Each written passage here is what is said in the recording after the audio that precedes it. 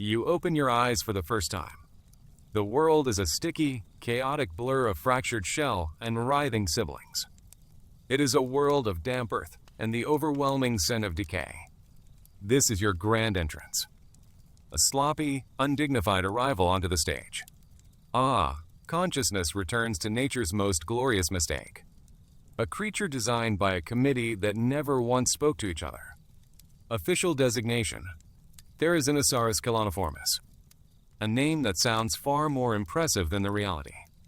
But you will be known to the world, or at least the tiny, terrifying slice of it you inhabit, by a title dripping with an earned menace. You are the scythe lizard. It's a fantastic joke, really. Because you, my friend, are a herbivore. A glorified salad enthusiast saddled with the hands of a demon. Your first sensation is not wonder, but a frantic, primal terror. You are born into a predator's all-you-can-eat buffet. The humid air of late Cretaceous Mongolia isn't filled with promise. It's thick with the distant screams of less fortunate creatures and the constant, buzzing threat of things that view you as a light snack. Your nest is just a shallow depression in the dirt, a fragile suggestion of safety. Looming above are your parents, two colossal, feathered mountains of general indifference. They are your guardians, but not through any sense of affection. Their protection is merely a byproduct of their immense size. They are a living wall, and you are just a bit of moss growing at its base. The immediate conflict is not some lurking tyrannosaur. It's your brother, and your sister, and the dozen other identical, terrified siblings clawing their way out of their eggs. You are all born with the same desperate, empty-bellied confusion. The first lesson of your existence is that family is just the competition you're born with. There's a frantic scramble for the nearest soft-bodied insect, the most tender leaf. If one of your clutch mates gets trampled under the clumsy foot of a parent, this is not a tragedy. It is simply efficient resource management. One less mouth to feed.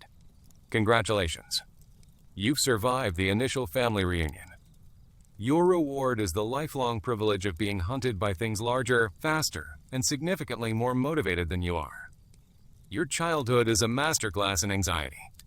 A relentless, ongoing lesson that the universe is not your friend. Your main adversary has a name that echoes through these forests. Tarbosaurus. A slightly less famous, but equally unpleasant cousin of the great T-Rex. To him, you are not a fellow traveler on this planet. You are a slow-moving, high-fiber meal. A bipedal salad bar with inconveniently attached weaponry. Joining the fun are smaller, quicker pests. Packs of velociraptorines, like feathered jackals, are always testing your flock's perimeter. Juvenile tyrannosaurs, too small to take on the adults, see you as the perfect practice dummy for their developing predatory skills. Your life is a constant, low-grade panic attack. So what is your grand survival strategy? What is the brilliant evolutionary trick you possess to counter these relentless threats? It's those claws. Those absurd, meter-long talons that give you your fearsome name. In your youth, however, they are less like weapons and more like an uncontrollable growth spurt. They are clumsy, unwieldy, and a genuine tripping hazard. When danger appears, your only instinct is to flail. You wave your ridiculous hands in the air, hoping the sheer lunacy of the display will confuse your attacker into submission. Let's put this in modern terms. Your defensive posture is like a panicked teenager trying to fend off a mugger by brandishing a pair of oversized, novelty scissors. It's an act of pure, unadulterated desperation. The performance is more likely to result in self-injury than it is to deter a genuinely hungry predator. You must also learn the ropes of just being you. Which is, to say, you must learn how to eat without hurting yourself. Your primary job is to hook high branches with those ludicrous claws and pull them down to your beaked mouth. Your first few attempts are a slapstick comedy of errors. You will misjudge the distance and smack yourself directly in the face with a tree branch. You will get your claws tangled in vines and spend an embarrassing amount of time trying to extricate yourself. You will successfully pull down a branch only to have it whip back and knock you over. Fighting is not your strong suit. It's all for show.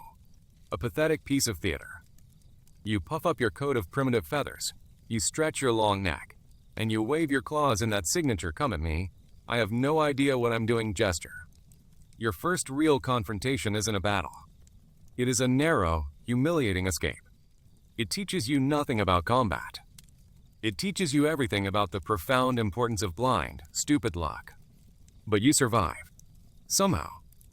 Day after day, you manage to not die.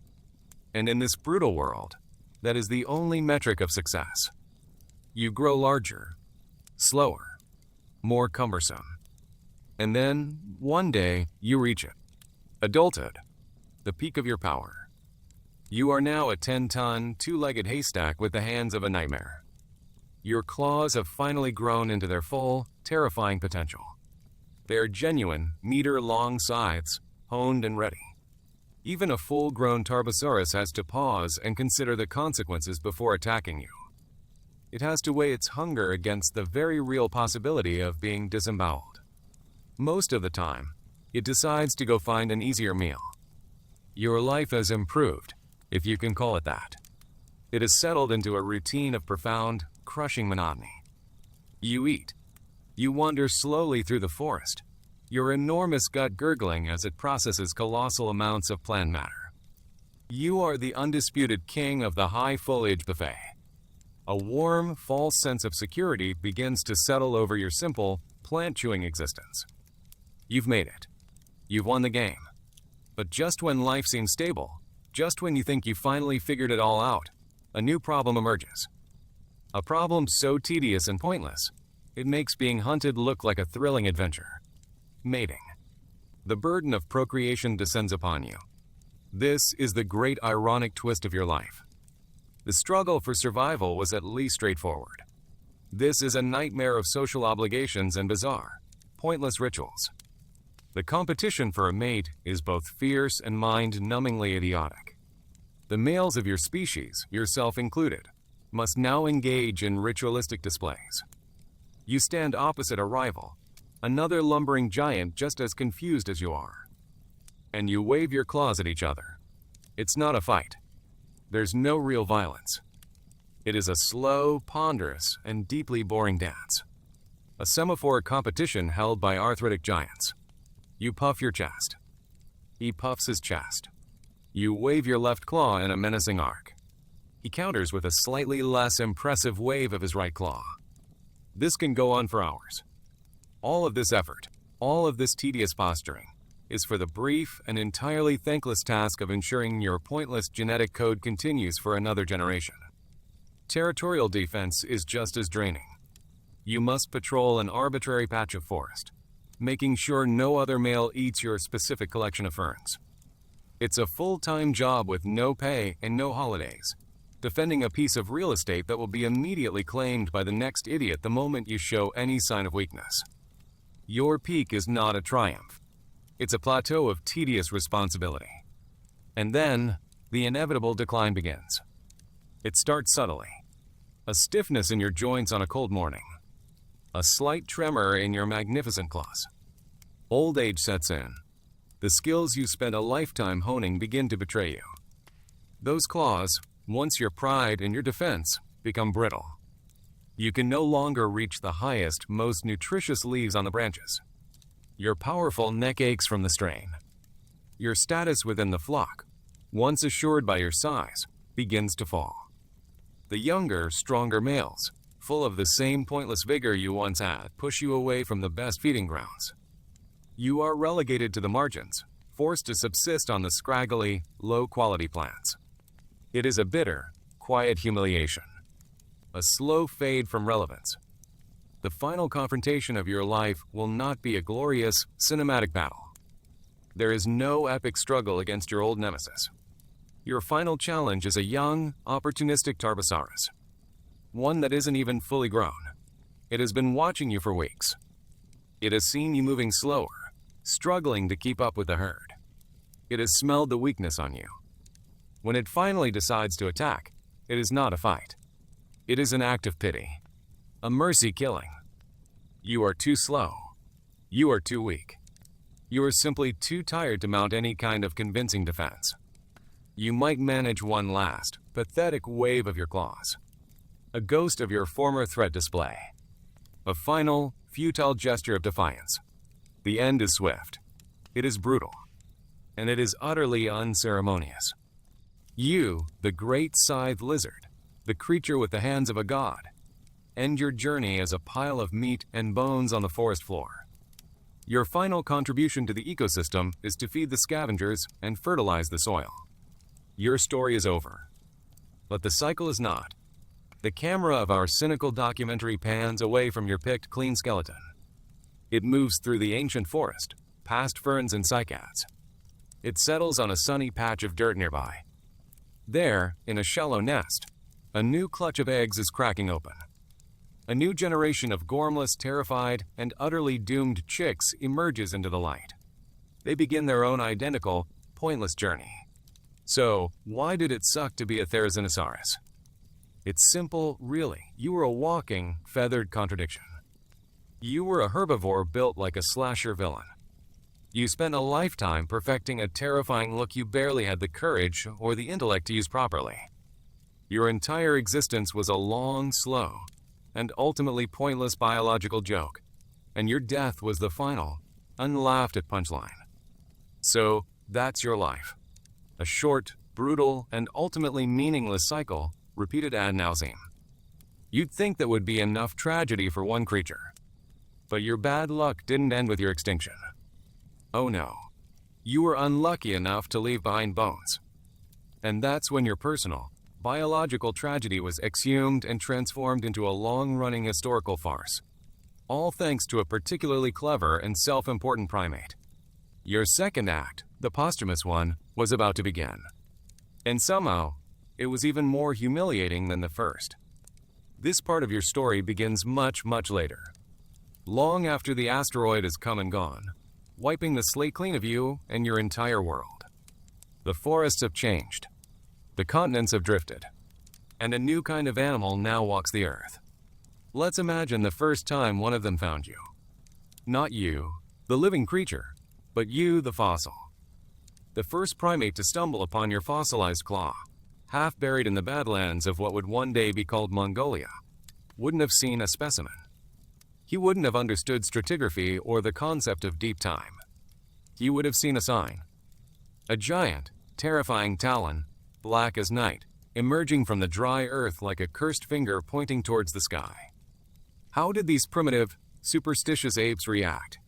With awe, with fear, and with a complete and utter failure to understand what they were looking at. You were instantly elevated. Not to the status of an interesting paleontological find, but to that of a forest god, a river spirit, a demon. That claw wasn't from an animal. It was the talon of a sky dragon or an earth demon. Those oversized, hollow vertebrae they found nearby. They weren't part of a skeleton. They were the spine of a vanquished monster from a mythical age. You see, you were never just a weird-looking creature to them. You were immediately repurposed. Your entire identity was hijacked and defined by their primitive, imaginative, and profoundly stupid minds. Your bones became the raw material for their campfire stories, the foundation of their myths. So how did this divine status translate into reality for your remains? Did being painted on a cave wall stop them from trying to poke your bones with a sharp stick? Of course not. Your divinity made you useful. That giant claw, the one that took you decades of careful growth to perfect for the singular purpose of pulling down branches and maybe, just maybe, scaring off a Tarbosaurus. It has a new job. Its new, divine purpose is to be a prop. It's now wielded by a shaman in a funny hat, waved dramatically over a sick goat to scare away the evil spirits of goat fever. Your sacred bones are now shamanistic tools, ritualistic implements. The irony is suffocating. The very tools of your biological survival were posthumously repurposed for their superstitious nonsense. You weren't worshipped for what you actually were. You were worshipped for the story they invented about you, a story in which you were merely a supporting character's magical item. Being a symbol is just another word for being exploited. And then, their societies grew. They started building things.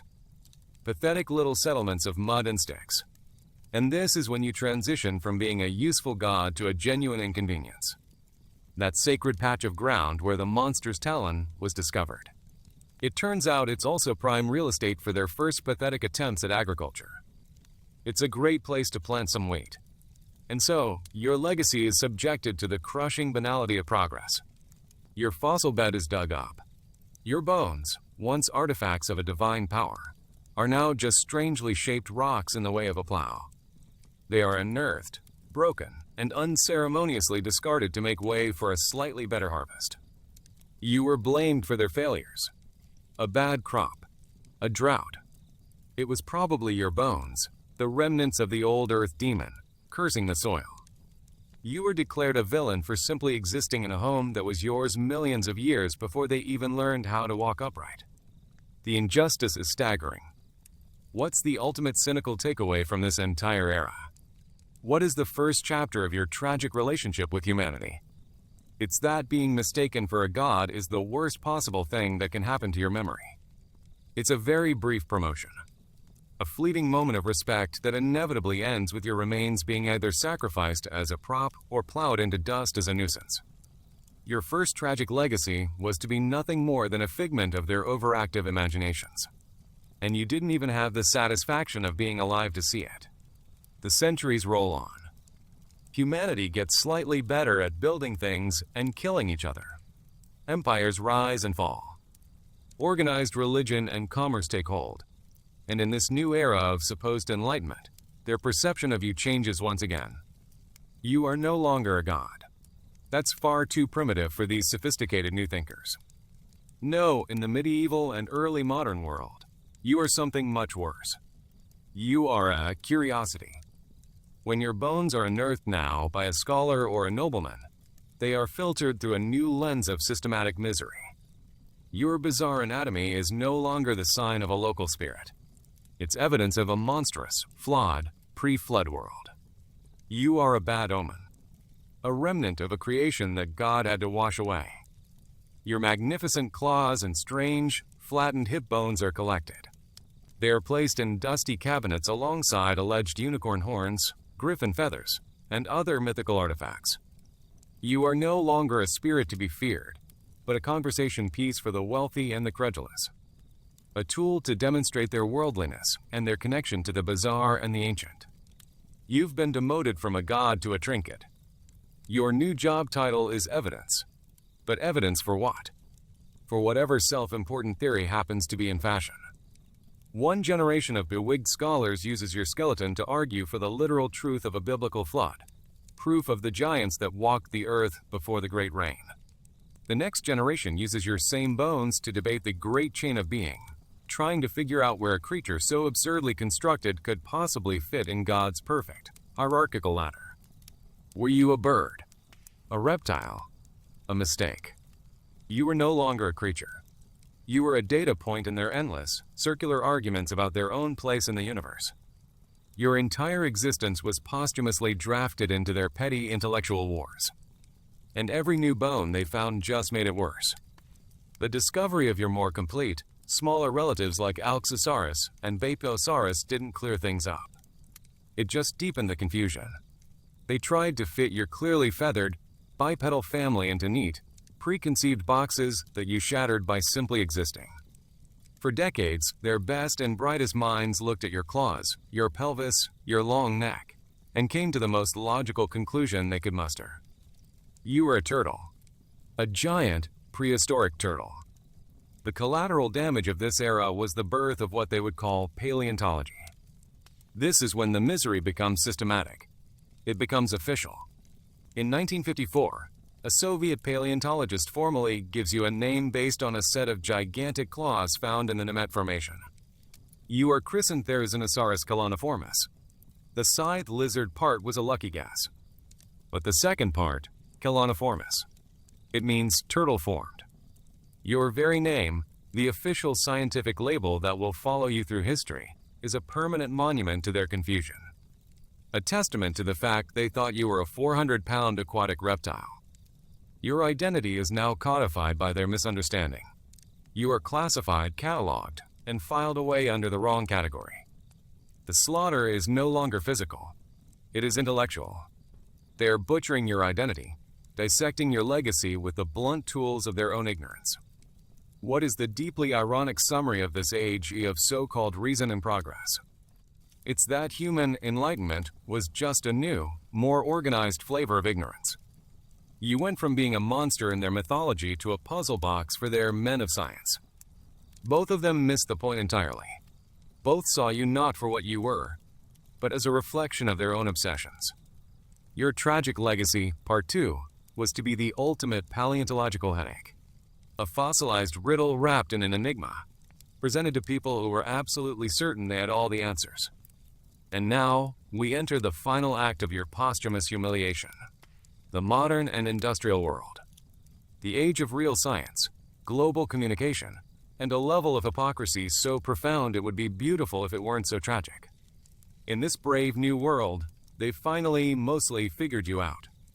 Enough fossils have been unearthed, including those of your relatives, that a clearer picture has emerged. You are a Therizinosaurus, a member of a bizarre group of theropods that abandoned a carnivorous diet for a life of peaceful herbivory. A scientific breakthrough, a moment of clarity. But this new understanding doesn't grant you peace. It just opens up new and more efficient avenues for exploitation. You are immediately redefined. You are now a scientific specimen, your bones to be scanned, measured, 3D printed, and replicated for museums around the world. Your gait is simulated by supercomputers. Your bite force is calculated. Your theoretical metabolism is debated in dry academic papers. You are reduced from a mystery to a series of data points. Simultaneously, you are commercialized. Your unique and frankly bizarre appearance makes you perfect for mass consumption. You are a fantastic monster for a movie. A cool-looking plastic toy for a child's bedroom.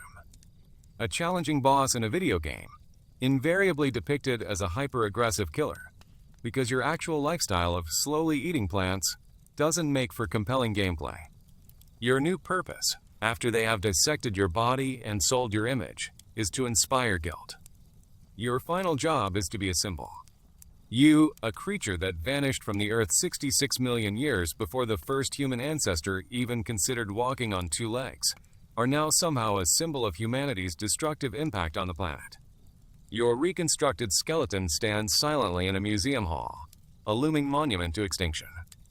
Parents point you out to their children. Look, they say, at the great Therizinosaurus. It went extinct. Isn't that sad? They co-opt your personal, biological tragedy and turn it into a teachable moment about their own sins. After centuries of getting you completely wrong, your final purpose is to make them feel a fleeting, sentimental sadness about the fragility of life. You have become a poster child for a problem you had absolutely nothing to do with. The ultimate collateral damage is what they call conservation. But what are they conserving? Not you. You are long gone. They are conserving your story. Or rather, the version of your story that they find most entertaining. The version that sells tickets. This brings us to the prison of their kindness. They resurrect you. Not with genetics, not yet anyway. They resurrect you with pixels and CGI. You are given a starring role in one of the biggest movie franchises in history, Jurassic World. And what is your character? Are you the gentle, slow-moving herbivore you actually were? Are you the creature that preferred a quiet meal of leaves to any sort of conflict? No, that's boring. In their cinematic world, you are a blind, territorial, hyper-aggressive monster. You are depicted as a vicious killer, a creature that fights a Giganotosaurus and holds its own. It's a spectacular lie, a complete fabrication of your nature for the sake of a thrilling action sequence.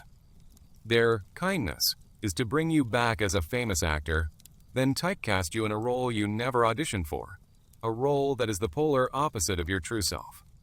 You are now a living exhibit in their digital zoo, forever trapped in a popular narrative of their making, one that has permanently overwritten the quiet truth of your existence. The tourists in the cinema cheer for your ferocity. The kids buy toys of your snarling, aggressive movie version. And you, the actual you, are buried deeper and deeper under layers of their fiction. What, then, is the ultimate, most profound irony of your modern existence? What is the final, cynical truth of your long and tortured relationship with humanity? It is this. After taking everything from you, they now spend millions of dollars to build a cage of pixels around your memory. They preserve you by transforming you into a caricature of yourself. They do this so they can feel better. So they can feel the thrill of your imagined power, the sorrow of your extinction, and the intellectual satisfaction of solving your puzzle. Your entire being, in life and in death, has been a resource for them to consume.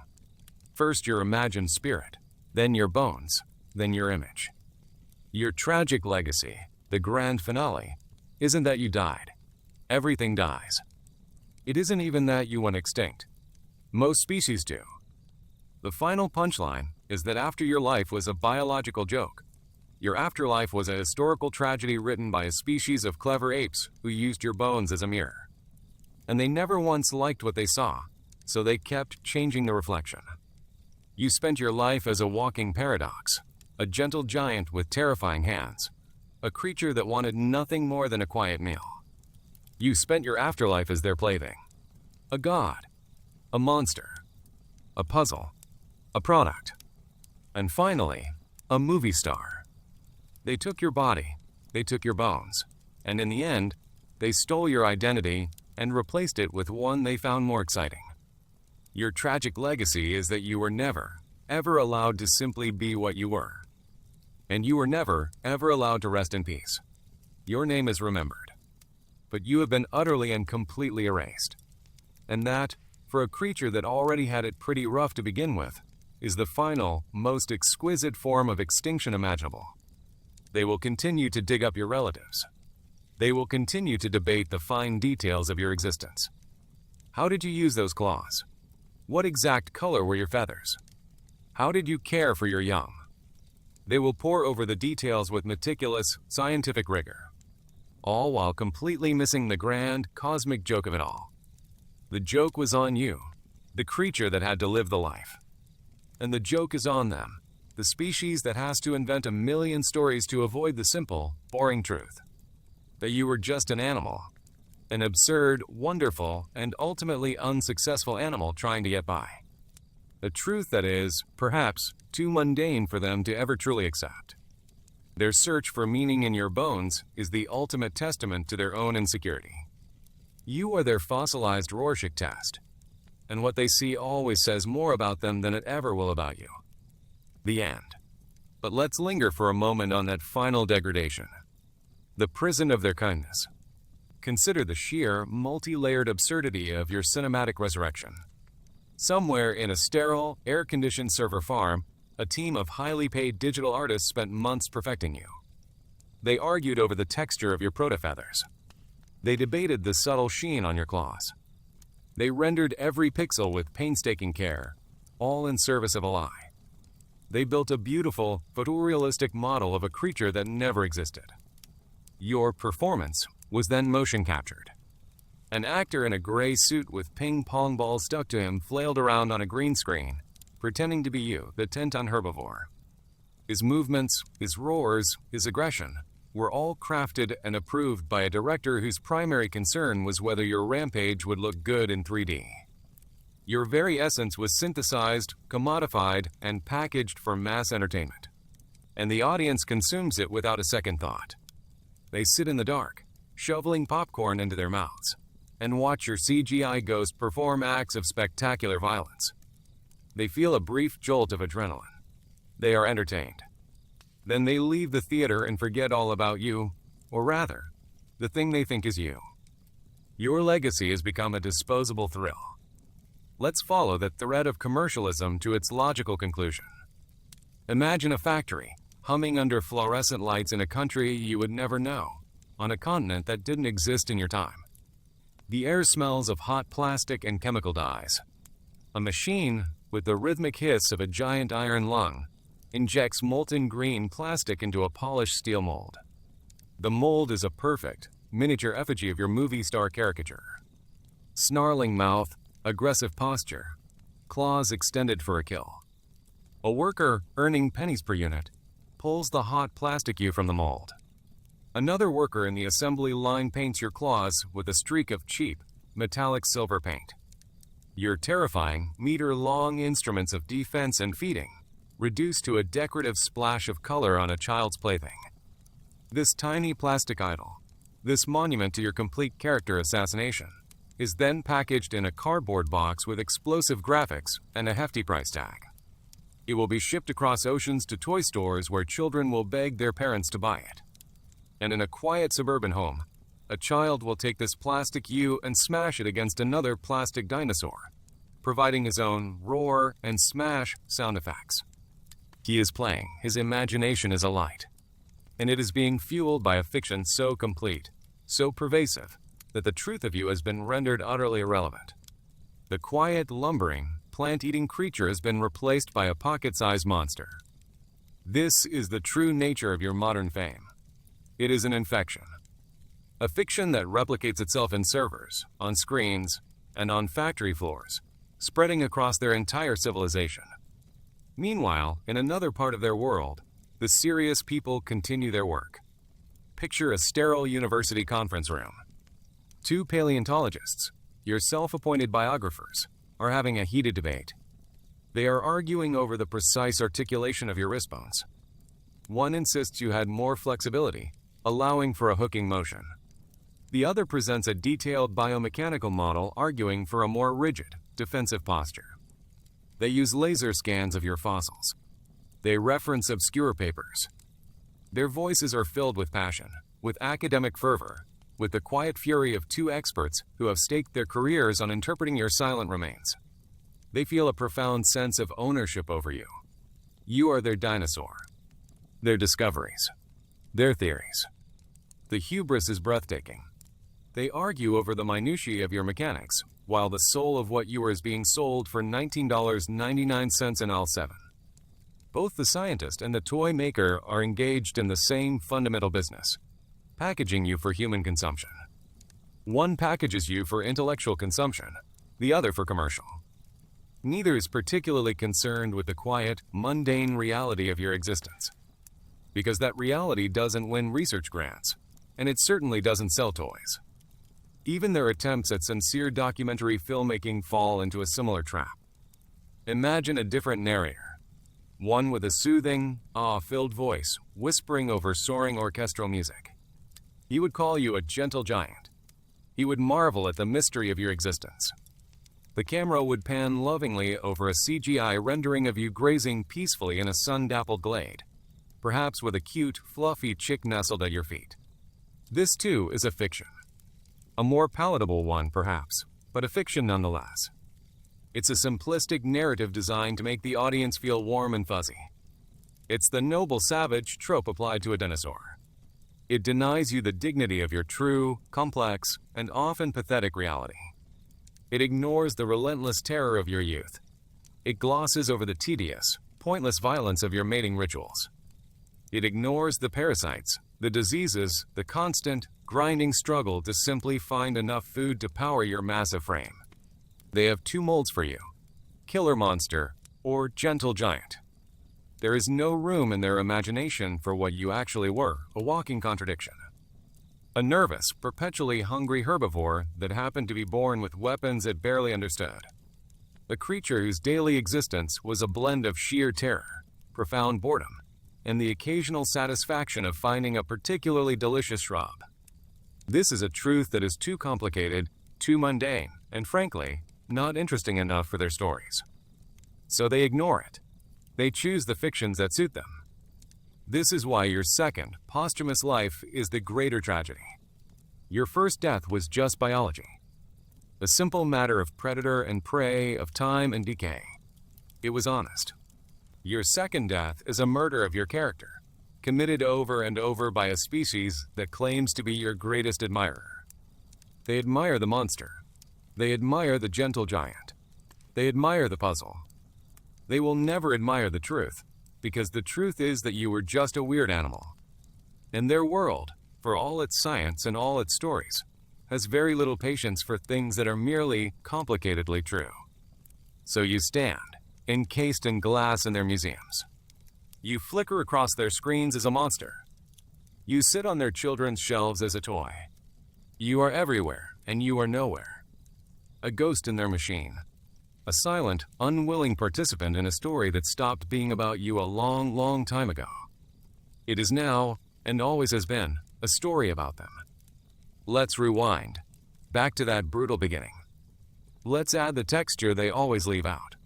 When you hatched, the air didn't just smell of decay. It was a complex perfume. The sweet rot of last season's foliage, a carpet of brown and black mush underfoot. The sharp, metallic tang of blood from a nearby kill, a scent carried on the humid breeze. The pungent, ammonia-like smell of the droppings from your own herd, a constant reminder of the massive digestive processes happening all around you. The sounds weren't just distant screams. There was the incessant, high-pitched hum of insects, a cloud of potential meals and definite annoyances. There was the deep, resonant thrum of your parents' footsteps, a vibration you felt in your tiny bones more than you heard with your ears. There was the rustle of unseen things in the undergrowth, a sound that would trigger a jolt of pure adrenaline in your pea-sized brain for your entire life. Your world was not a picturesque backdrop. It was a living, breathing, and deeply threatening sensory overload. When your sibling was trampled, it wasn't a clean, cinematic event. It was a messy, undignified crush. A brief, muffled squeak, and then just a small, feathered shape pressed into the mud, quickly becoming part of the landscape of decay. You didn't mourn. You didn't have the capacity for it. You simply registered it as less competition, and immediately went back to the more pressing task of trying to swallow a beetle that was slightly too large for your throat. This is the grit of your reality, the unglamorous truth of survival. It's a truth made of mud, blood, and indifference. A truth that doesn't fit neatly into a 90-minute film or a glossy documentary. And so, it is discarded. They prefer the clean lines of their fabricated narratives. The simple good versus evil of a predator-prey relationship. But your life was never that simple. The Tarbosaurus that hunted you wasn't evil. It was just hungry. It had its own brood of screaming, demanding offspring to feed. Your death was its children's survival. A simple, brutal equation. The universe wasn't judging you. It was, and is, entirely indifferent. You were a line item in a vast, chaotic, and utterly amoral food web. And that fundamental lack of meaning, that cosmic shoulder shrug, is the one thing the storytellers, the scientists, and the toy makers can never truly bring themselves to confront. It's much easier to invent a monster. It's much more comforting to invent a gentle giant.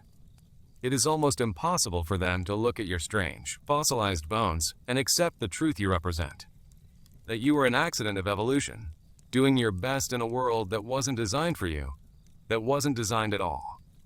And that your entire, dramatic life story was, in the grand scheme of things, completely and utterly insignificant. A silent scream in a deaf cosmos. Now, let us return to that shaman. The one who found your claw. Let's give him the credit he is due. He was the first human to try and tell your story. And he got it just as wrong as the Hollywood director, but with more style. Imagine the scene. The tribe is gathered at dusk, the fire casting long, dancing shadows. The shaman, his face painted with ochre and ash, holds your claw aloft. To him, it is not a fossil. It is a direct conduit to the spirit world. He begins to chant, a low, guttural story about the sky titan and the earth demon, about a great battle that shook the mountains and boiled the rivers. And this claw, he tells them, is the only remnant of that battle. A piece of the vanquished demon, imbued with its terrible power. The tribe stares, their eyes wide in the flickering firelight. They believe him, every word. Your claw has given their difficult, unpredictable world a semblance of order, a narrative. It explains the lightning storms. It explains the droughts.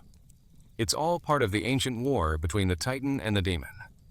You have become a cornerstone of their cosmology. It is, in its own way, a profound honor. And a profound lie. The shaman uses you to solidify his own power, to give his words the weight of divine authority. When he waves your claw over the sick child, and the child's fever coincidentally breaks, it is not the child's immune system that is celebrated. It is the power of the demon's talon. It is you. You, the posthumous healer. You, the unwitting political tool. It's almost more dignified than being a plastic toy. Almost. At least the shaman imbued you with a terrifying, cosmic importance. The toy company just gave you a barcode and a suggested retail price. It's a different kind of exploitation, but perhaps a more honest one. The shaman pretended it was about the gods. The corporation is open about the fact that it's about the money. Both, however, agree on one fundamental point. Your truth is irrelevant. It is your utility to them that matters. Whether as a shaman's wand, a nobleman's curio, a scientist's puzzle, or a child's plaything. You have always been a tool, a means to an end. And the end was always, and only ever, about them. Your bones were their mirror. Your story, their autobiography. A long, sad, and frankly, deeply embarrassing account of a clever species trying desperately to find meaning in a world that offers none. They should have just looked at you and understood. The meaning is in the struggle itself. But that was never enough for them. They always needed a monster to slay or a god to worship. They could never just let you be. The strange, feathered, scythe-wielding gardener of the Cretaceous. What a story that would have been. The one they never thought to tell.